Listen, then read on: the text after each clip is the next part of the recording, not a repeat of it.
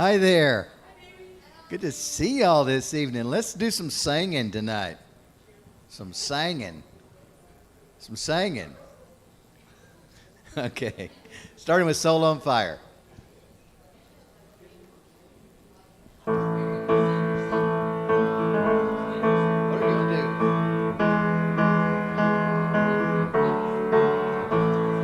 do? God, I'm running for your heart. I'm running for your heart. Till I am a soul on fire, Lord. I'm longing for your ways. I'm waiting for the day when I am a soul on fire. Till I am a soul on fire.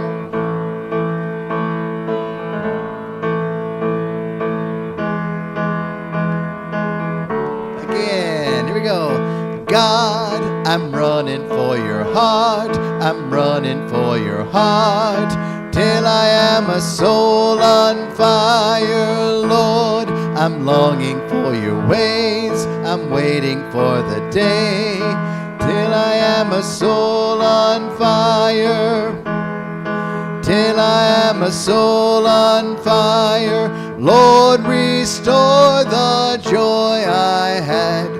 And I have wandered, bring me back. This darkness lead me through, until all I see is you. Yeah, God, I'm running for your heart. I'm running for your heart. Till I am a soul on fire, Lord. I'm longing for your ways. I'm waiting for the day when I am a soul on fire. Till I am a soul on fire. Lord, let me burn for you again. Let me return to you again. Lord, let me burn for you again.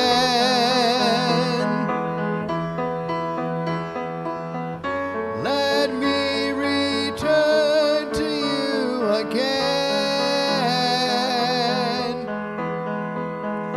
God, I'm running for your heart. I'm running for your heart.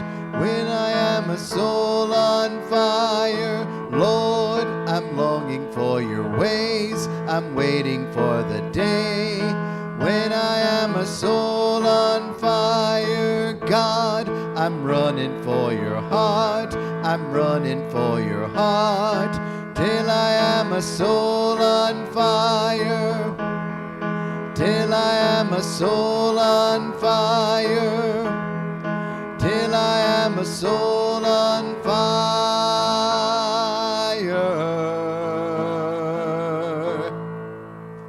Yeah. Love that song. Let's sing together, No Longer Slaves.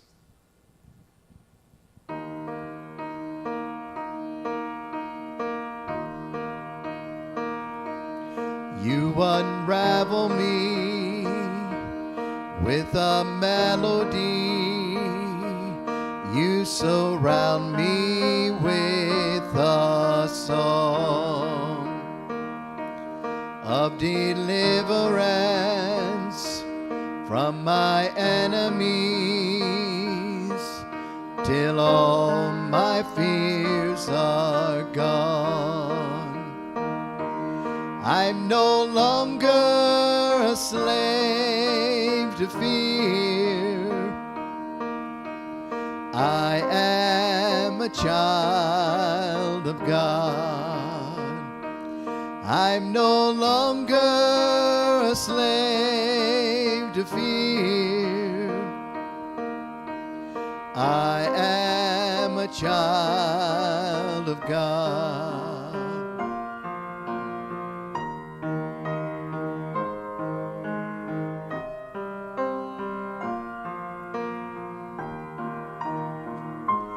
From my mother's womb, you You have chosen me.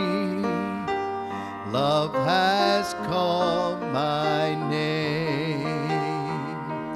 I've been born again into your family. Your blood flows through my veins. I'm no longer a slave to fear. I am a child of God. I'm no longer a slave to fear. I am a child of God. I'm no longer a slave to fear. I am a child of God. I'm no longer a slave to fear. I am a child of God.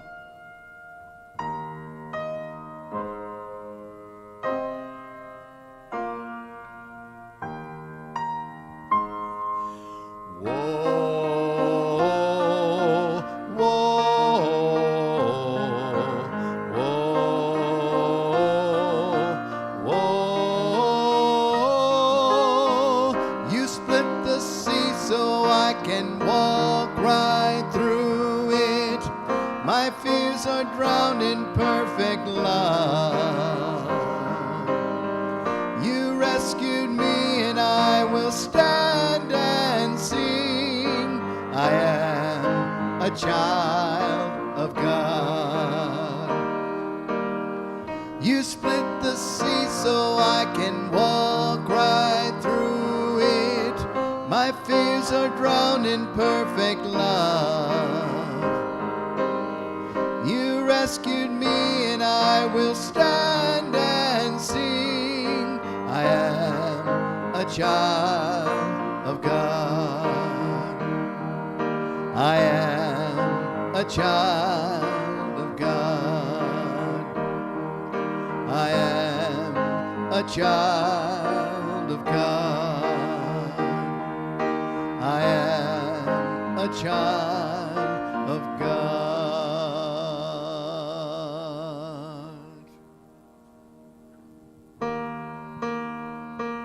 I'm no longer a slave to fear. I am a child of God. I'm no longer a slave to fear. I am a child of God.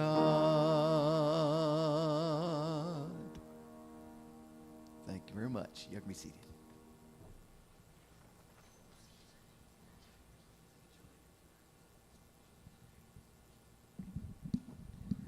I grabbed a mic just for the sake of the video. All right. Hey, we're so glad that you're here. I'm glad that y'all decided to join us and listen to us talk about how miserably hot camp was.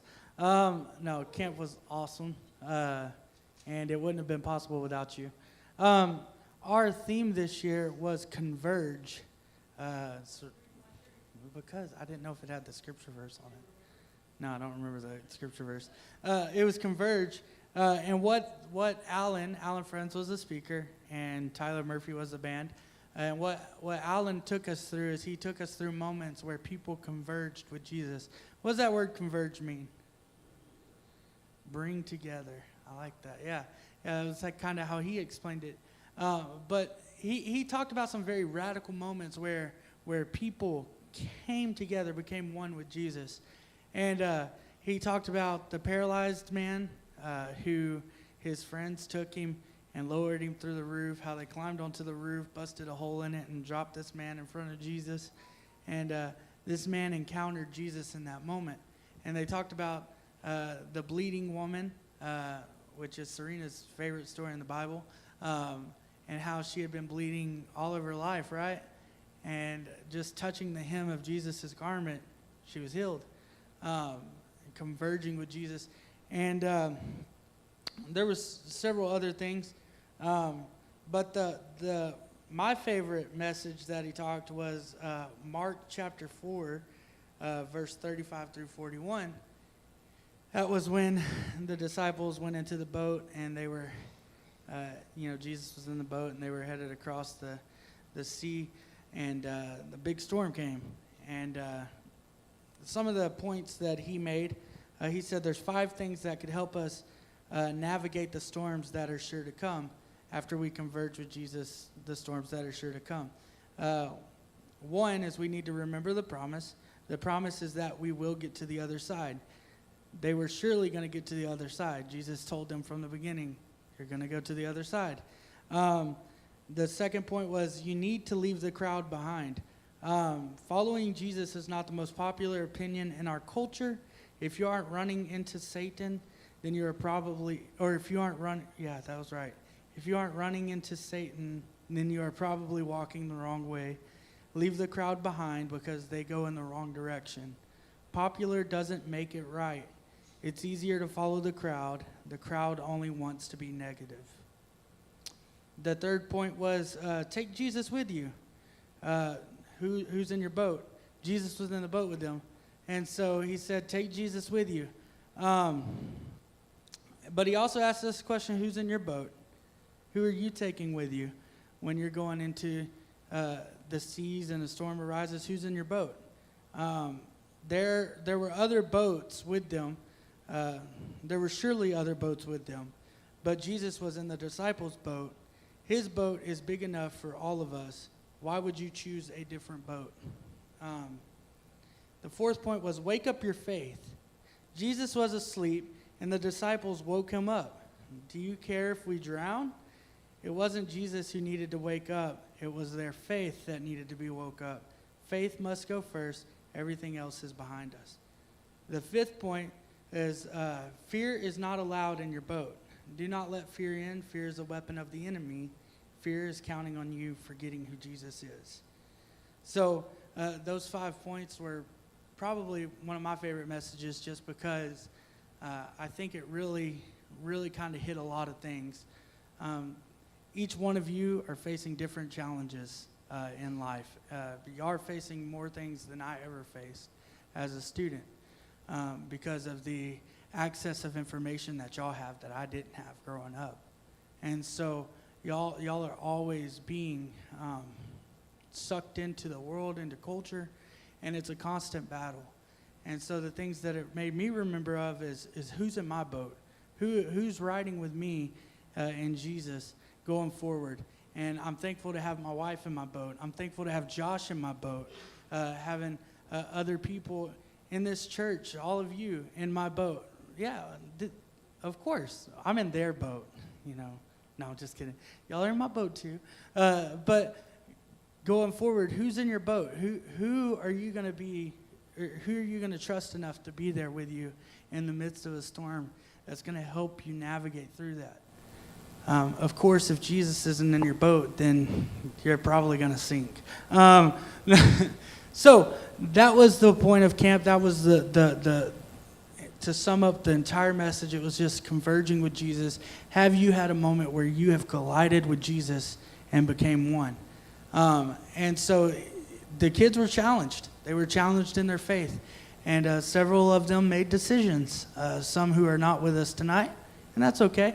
But I'm going to let them share. It's not going to be super long, but before the kids go, well, do you want to go last or now? All right, I'm going to let Serena go first. Right? Like done and over with. Okay, so I'm going to start by telling you what my favorite part of camp was, and then I'll tell you about what I learned. My favorite part of camp was chicken dancing with Ty at the silent disco. Because I had never bonded with Ty, and I felt like we had bonded when we chicken danced in this weird setting. Because basically the silent disco is everyone has headphones on, and you can pick a channel, and so half the room can be listening to something different than you are, but you're all dancing. So me and Ty just happened to be on the same channel when the chicken dance came on. It was really fun.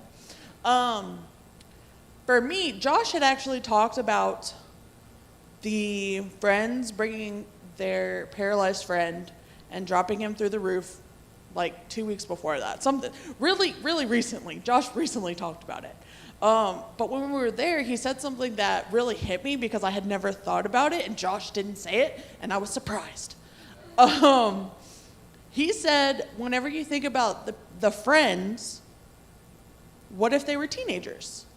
Because honestly, what adult is going to go, hey, let's walk up the side of the house and do some, property destruction, and let's make a hole in the roof? No, that's going to be these people over here who are like, we need to get in the house, guys. He's got to see Jesus. And so I was like, well, I could see Ty and Peyton and just picking out kids going, I could totally see them carrying Haley, probably, because she gets run over by boats. But, just carrying them, you're welcome, up the side of the house and going, let's just lower our friend, let's just make a hole. And so I never thought, hey, it could be young people doing it, because only young people would think of it. Because it was always really hard for me to imagine, because usually when I think of the story, I think of like Chuck, and, you guys. Not David, because he has back issues. But, just people, like adults doing that. And so it never made sense. And so when he said teenagers, I was like, that makes perfect sense, honestly. But that was my favorite part, and that was a different perspective that I learned at camp.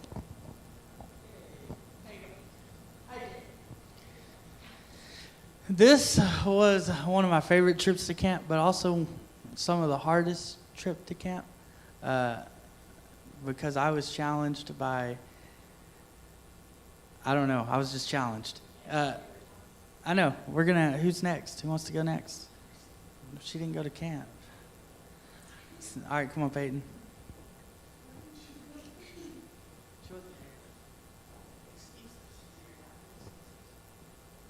Hi, I'm Peyton.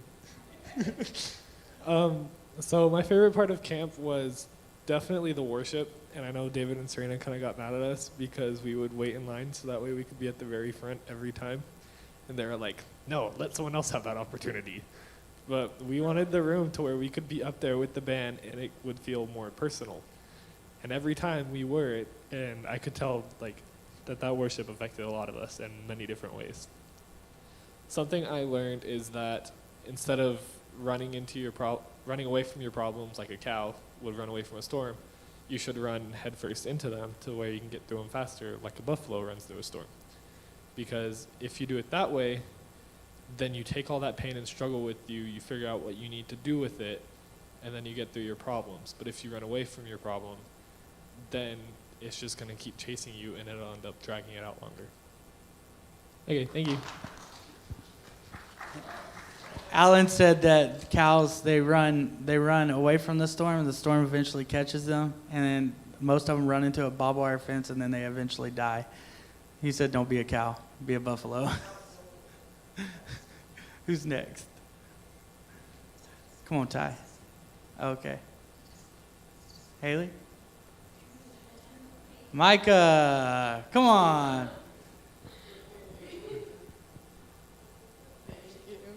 Hi. Oh, okay. Hi, for those of you who don't know, I'm Micah. I would have to, starting off with my favorite, experience or part of camp was, I guess, just how many people were there and how we didn't have any distractions, like how we do now, like social media, our phones, and stuff like that. And just everyone getting together and getting the chance to, worship, and live out our faith, especially with people our own age, where again we didn't have to worry about our phones or just daily stuff that we have back here. I'm forgetting something. Okay. I made a decision over there. Well, I recognized and surrendered to the call to ministry. The year before this year, I had actually recognized it and realized I had been called to ministry, but this year I fully surrendered, especially because it's my senior year. I'm preparing myself for that and just walking with the Lord every day. for that because I need it. And something I learned was just to be that I could lean on Christ and be more bold in not only just like settings where it's fellow believers, but like outside of that, like at school and everything else. Just to not worry about me and myself and how like I'm gonna word things and how I'm gonna like figure it out, but how Christ leads me to it. So, yeah, thank you. All right, Ty, it's your turn. Good job, Micah.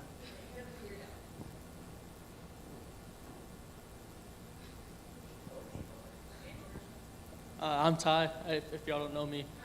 I've been coming to Southside for about 5 months now, and it's really, I feel like it's family here. I feel accepted, and I wouldn't change it for anything.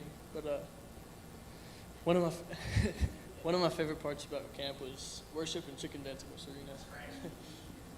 It was a lot of fun, and I got a lot out of the worship.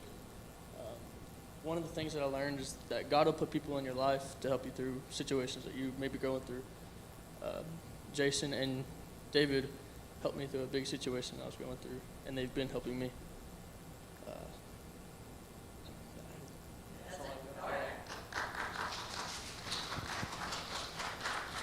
All right. So Michael's the youngest. Brian, you're older than Haley, aren't you? Yeah. All right, come here, Brian. Come here. Just quick, real quick. You don't have to say anything too. Jolene said she taught you how to speak in front of people. Here, you can stand right here by me. You don't even have to go out there. Do you want to go out there? No? All right, look that way. Nobody's up there. No? I'm proud of you for even stepping forward. That's a big step. All right. Good job, Brian. Woo! Brian asked me before he even came, he's like, do I have to speak in front of people? And I said, just tell them thank you. And he's very thankful. Yeah, he came up here. That's a big deal. Haley, you ready? Come on. You can do it. I believe in you. You're not shy of anything. Come on.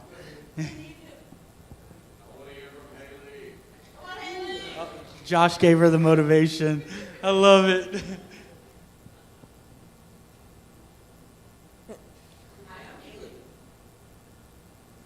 There's another thing with fight or flight. Freeze. My favorite thing about this year is I did not get run over by a banana boat this year. Peyton, you cannot make fun of me this year, as you did last year. I still don't like you for that, Peyton. Anyways, and the thing that I learned is that don't be a cow. Do not run away from your problems, or it'll make things worse. Be a buffalo, like Peyton. Yeah, go Buffs. Yeah. Good job, Haley. You ready? Come on, man. You can stand right by me if you want.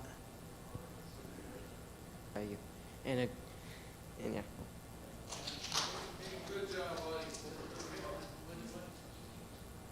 Oh yeah, I gave my life to Jesus at camp.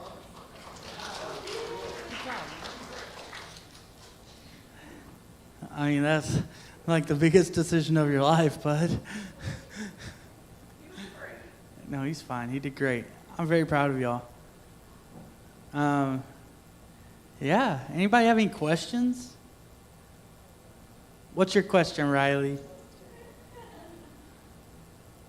It's okay. Camp this year, we had 4 students who gave their life to Jesus. 3 of them, one was Michael and Micah's cousin who lives in Lubbock. He just came, like they texted me like 3 weeks before camp and said, hey, can he go? It's like, let's make it happen. And he gave his life to Jesus, and it was really interesting because like I didn't know him, and he comes to me, he's like, dude, I need Jesus, and I was like, yes, you do, and it was just an awesome moment to sit there and hear him confess and pray to receive Jesus as his personal Lord and Savior. Then we have Lainey Davidson and Paige McGilvery. They gave their lives to Jesus. They are super busy. School starts Wednesday. We took 24 students to camp this year. And 4 gave their life to Jesus. We had several who said that they needed to reaffirm their decision to follow Jesus. They needed to recommit their lives to following him. We had several do that. And we had several students who said that they feel called in some sort of way to ministry, whether it's missions, children's ministry, youth ministry. It was cool to see them actually be vulnerable. My favorite moment of camp wasn't the service, it wasn't the games, it was the small group times. Those are my favorite moments, is when I'm able to sit in the room and listen to these students tell me what God's speaking to them. And so each of them every day would tell me something new that God is speaking to them. And just hearing their hearts, they're going through a lot that we don't see. And so y'all just be praying for them as God moves in their lives. They are encountering many, many things. There are a handful of students, 3-4 students that do not know Jesus, that were this close, but they weren't ready, is what they said. And my prayer has been that God would just light that spark. All it is a spark, light that fire, and that their hearts would burn for Jesus. And so that's been my prayer, my hope. Super excited for our youth group. God is growing leaders in this church. And I mean, there are, the one thing that I want to change in the minds of my generation and the generations before me is they're not the future of the church, they're the church now. They're the church now. Some of these are members of our church. Some of them aren't. I hope that changes. But when they're a member, they have just as much of a voice as us. They are the church, and we need to continue to disciple them and develop them into being young men and women who are on fire for God and for the local church. And that starts right here. So thank y'all for everything that y'all do to help us. Thank y'all for every donation that you've given to the youth ministry, to camp, and to other aspects of the youth ministry. None of it would be possible without y'all. I mean it. I mean it. So thank y'all from the bottom of my heart, from the bottom of their heart. Thank you. Anything else?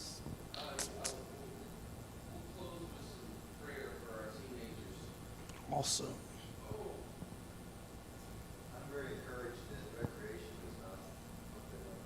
I know, that blew my mind. Is that what you talked about when you went back to your church as a teenager? Recreation? Yeah, I am. Anybody got any specific questions for teenagers before we close this time? All right, then I'm going to ask Chuck if he will offer a prayer for our teenagers, and then that'll end this part of the evening, but we'll have a business meeting.